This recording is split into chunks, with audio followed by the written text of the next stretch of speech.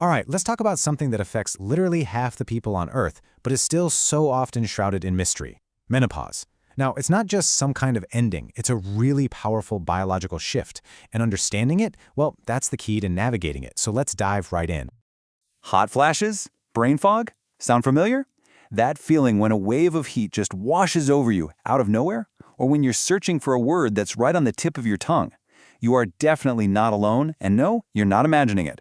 These are classic signs of a major shift happening inside your body, and we're going to break down exactly what's going on. So, to really get a handle on the symptoms and even how different cultures see it, we've got to start with the basics. We have to get clear on the biology. So, what is menopause really? Okay, first things first, menopause isn't a disease or an illness. It's a completely natural stage of life. And here's something you might not realize. It's actually diagnosed in hindsight. A doctor won't officially say you're in menopause until you've gone a full 12 consecutive months without a single period. Kind of interesting, right? So when does all this happen? Well, the average age in the US is 51. But, and this is a big but, that's just an average. The typical range is actually pretty wide, usually somewhere between 45 and 55. And it's super important to remember that the whole transition leading up to that point, which is called perimenopause, can last for several years. And where does this entire process kick off? Right here, in the ovaries. You can basically think of them as the command center for your reproductive hormones. Over time, they just naturally start to slow down their production line, especially for the big one, estrogen. And that single hormonal shift is pretty much the root cause of all the changes we're about to talk about. Okay, so that's the science. But what does it actually feel like?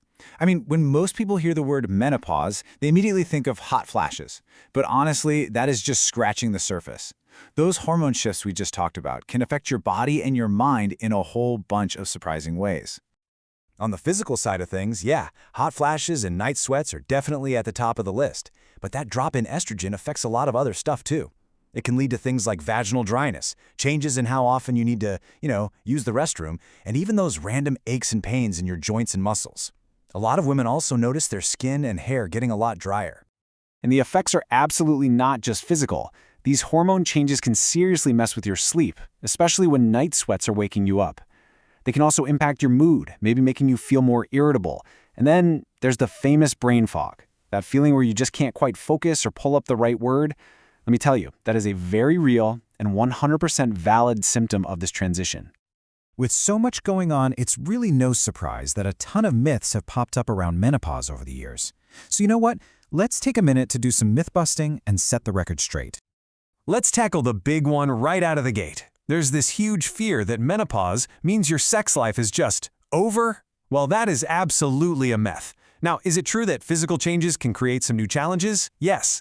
But it is so far from being the end. There are tons of effective treatments, from simple lubricants to different therapies, that can help you maintain a really healthy and satisfying sex life.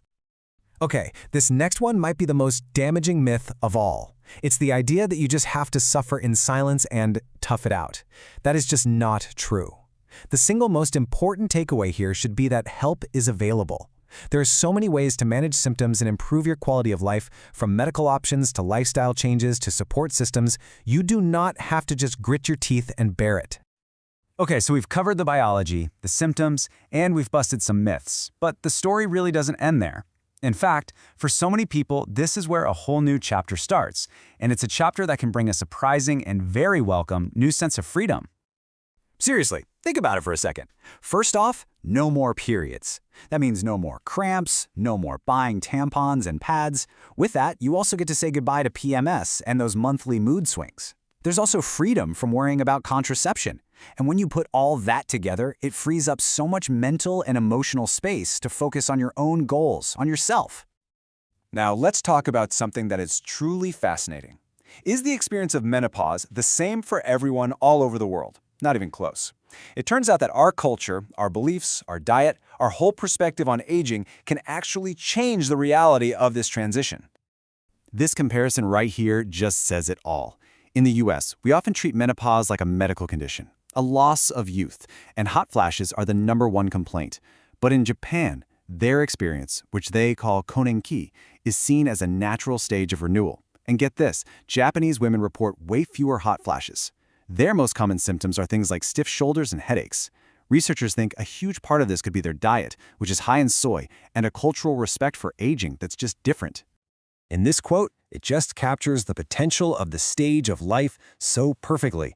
It shows that beyond all the challenges, there is this incredible opportunity for real personal growth, a new sense of confidence, feeling more emotionally balanced, and having the freedom to finally go after your own goals. It really is all about shifting your perspective. So we'll end on this thought. If our perspective, our diet, and our cultural story can actually physically change our experience of menopause, what does that mean for us? It suggests we have a lot more power than we think. That by changing the conversation and changing our own approach, we might just be able to reshape this entire experience for the better. Thanks for joining me.